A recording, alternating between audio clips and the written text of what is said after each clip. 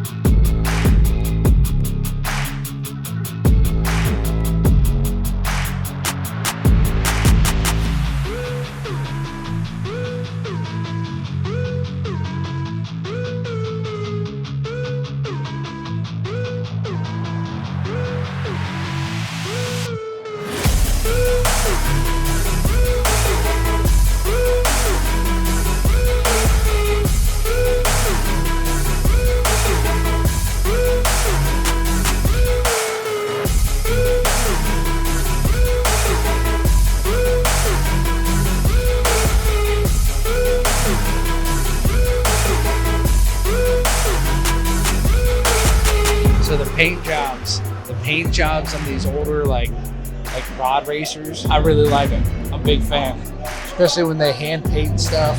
They don't do stuff like this anymore. This thing, it's just like not even a car.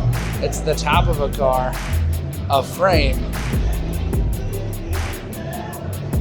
and you kind of sit through the sunroof there.